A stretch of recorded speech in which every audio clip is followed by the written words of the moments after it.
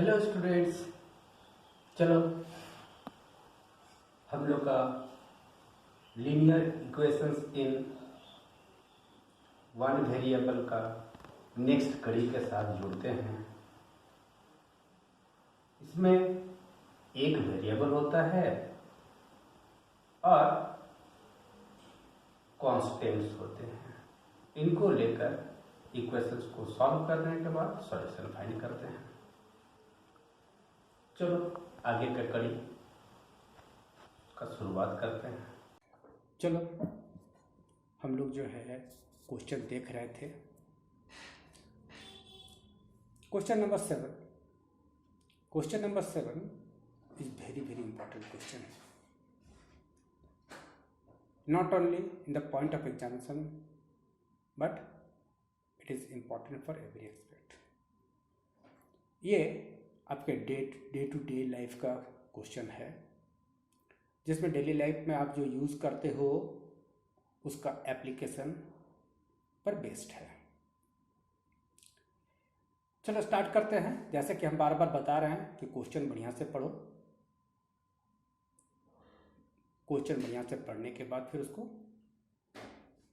Translate करो या समझो उसका मीनिंग को, और मीनिंग को समझने के बाद तभी जाकर स्टार्ट करो। क्या कहता है question number 7। Hassan buys 2 kinds of the cloth materials for school uniforms. Shirt material that costs him ₹50 per meter and trouser material that costs him ₹90 per meter. For every 2 meters of the trouser material, he buys 3 meters of the shirt material. He sells the materials at 12% and 10% profit respectively. His total sale is rupees 36,600. How much trouser material did he buy? देखो थोड़ा question complicated है, उसको समझना है पहले। क्या बोला?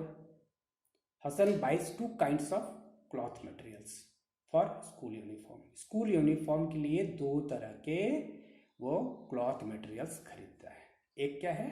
Shirt material, और दूसरा ट्राउजर। ट्राउजर का मतलब जानते हो? Pant material. शर्ट कैसे खरीदता है? शर्ट का कपड़ा वो परचेज करता है ₹50 पर मीटर। 1 मीटर का कॉस्ट है, 1 मीटर का प्राइस है क्या? ₹50। और पैंट के लिए जो कपड़ा लेता है उसका ₹90 पर मीटर। फॉर एवरी 2 मीटर्स, हर एक 2 मीटर, यानी अगर किसी एक बच्चे का किसी एक यूनिफॉर्म का सिलाई करना है, स्टिच करवाना है एक बच्चे का यूनिफॉर्म, उसके लिए 2 मीटर क्या चाहिए? Trouser material. पैंट का कपड़ा कितना चाहिए? 2 मीटर एंड 3 मीटर शर्ट का कपड़ा चाहिए। मतलब समझ रहे हो ना कि एक बच्चे का अगर यूनिफॉर्म सिलाई करना है तो उसके लिए 2 मीटर पैंट और 3 मीटर शर्ट का कपड़ा चाहिए। तो ऐसा है कि वो कितना खरीदा, कितने के लिए लिया वो तो नहीं पता है। वो हो सकता है 10 के लिए लिया हो सकता है 20 के लिए लिया हो सकता है 50 के लिए लिया हो। तो वेरी कर रहा है ना, चेंज हो रहा है ना, तो उसके लिए एक वेरिएबल लेंगे। तो वो क्या सपोज कर लेते हैं हम लोग कि वो किसके लिए लेता है? एक स्टूडेंट के लिए। कितने स्टूडेंट के लिए? एक स्टूडेंट के लिए कपड़ा लेता होगा। तो एक स्टूडेंट के लिए वो कपड़ा लिया। वो फीसियल्स, अब वो बेचता कैसे है? लिया तो अपने, लेकिन स्टूडेंट को बेच रहा होगा। तो बेच रहा होगा तो उसके लिए जो मटेरियल्स है वो ट्राउज़र मटेरियल पर 12% प्रॉफिट, और जो शर्ट मटेरियल है उस पर 10% प्रॉफिट के साथ उसको बेचता है। और सारे क्लॉथ को बेचने के बाद उसको जो पैसा मिलता है, प्राइस उसको मिलता है, दैट इज ₹36,660। अगर ऐसा है तो वो कितना पैंट का कपड़ा खरीदा था। ये है क्वेश्चन। बच्चों क्वेश्चन जरूर समझ में आया होगा, ठीक से आपने पढ़ लिया होगा और अब तक समझ में आ गया होगा। चलो बनाना शुरू करते हैं, स्टार्ट करते हैं। हमने तो सिर्फ क्वेश्चन पढ़ने में ही बहुत सारा पोर्शन समझाया। क्या कि यहाँ जो बोला है उसमें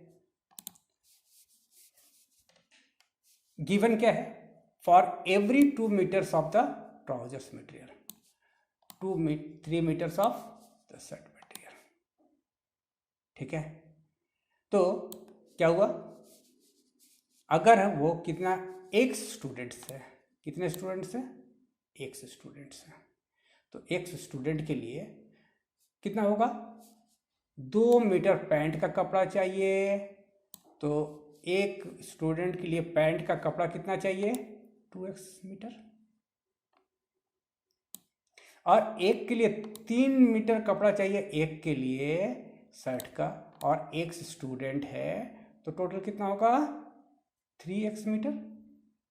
3x मीटर चाहिए कपड़ा उसके लिए, किसके लिए, शर्ट बनाने के लिए। नाउ अगर ऐसा है 2 मीटर पैंट के 2x metre total cloth for trouser and shirt के लिए 3x मीटर टोटल कपड़ा चाहिए। तो जरा पहले हम लोग प्राइस फाइंड करें। कॉस्ट प्राइस मालूम है, यहाँ पर कॉस्ट प्राइस गिवन है। शर्ट के लिए 50 रुपया पर मीटर और पैंट के लिए 90 रुपीज़ पर मीटर के हिसाब से परचेस किया है। अब बेच कैसे रहा है, बेचना मतलब selling price. And selling price के लिए क्या करते हैं हम लोग, सेलिंग प्राइस के लिए, सेलिंग प्राइस किसको बोलते हैं, सेलिंग प्राइस बोलते हैं जिसमें सीपी के साथ क्या ऐड करते हो, सीपी के साथ प्रॉफिट, है ना। सीपी के साथ जब प्रॉफिट ऐड करते हो तब वो क्या निकलता है, तब वो क्या निकलता है, सेलिंग प्राइस। तो सेलिंग प्राइस का फॉर्मूला आप जानते हो क्या है, यहाँ सीपी प्लस 90 इंटू 12/100, ये profit, cost price plus profit. तो इसको सिंप्लीफाई करने से कितना आया, 55/4। एंड 55/4 को, इस फ्रैक्शन को जो है हमने कन्वर्ट कर लिया किसमें, डेसिमल फ्रैक्शन में। कितना आया, 10.8। चलो इसको ऐड करो 90 के साथ, तो क्या हुआ, ₹100 एंड पैसा कितना हुआ, 80। ये क्या निकला, what is this, this is selling price of per metre trousers material. Trousers material जो है 1 मीटर का सेलिंग प्राइस आया ₹180। क्लियर। नाउ अब सिमिलर ये भी है शर्ट मटेरियल। शर्ट मटेरियल का कॉस्ट सीपी है ₹50 एंड प्रॉफिट परसेंट कितना है, 10%। जब इसको कैलकुलेट किया क्या निकला, 50 + 5, यहाँ 50 2 × 100 एंड 2 5 × 10, यानी ₹5 निकला। तो क्या आया, ₹55 पर मीटर। शर्ट मटेरियल का प्राइस क्या आया, ₹55 पर मीटर। लेकिन गिवन क्या है, सेलिंग प्राइस कितना है, सेलिंग प्राइस इज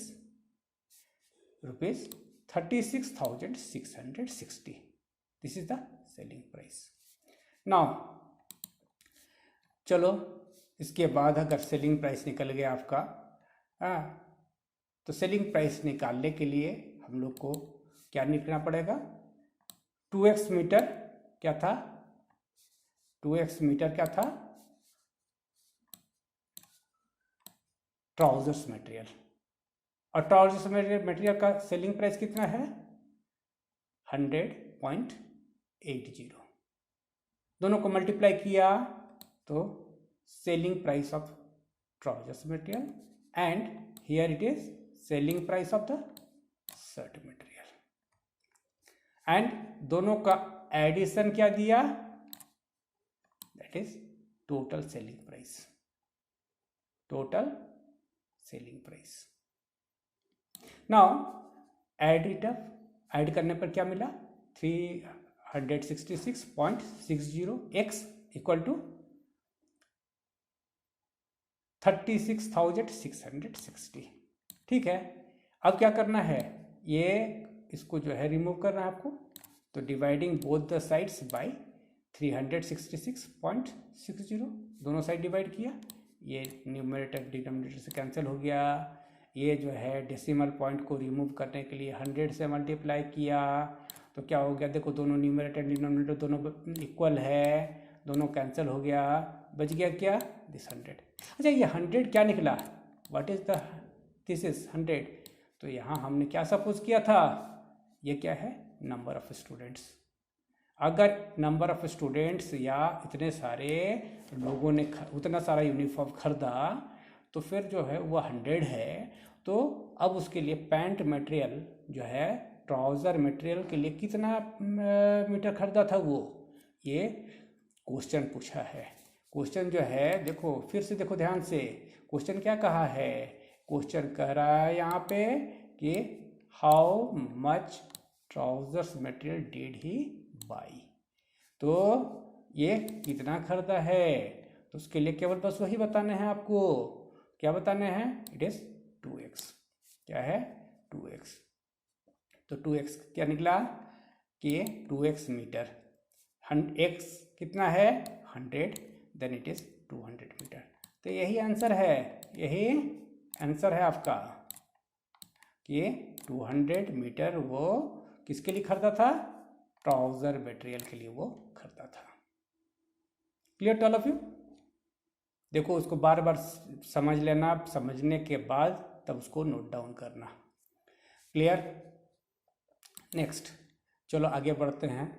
ये क्वेश्चन भी काफ़ी इम्पोर्टेंट है. क्या बोल रहा है, half of a herd of deer are grazing in the field and 3/4 of the remaining are playing nearby. The rest 9 are drinking water from the pond. Find the number of deer in the herd.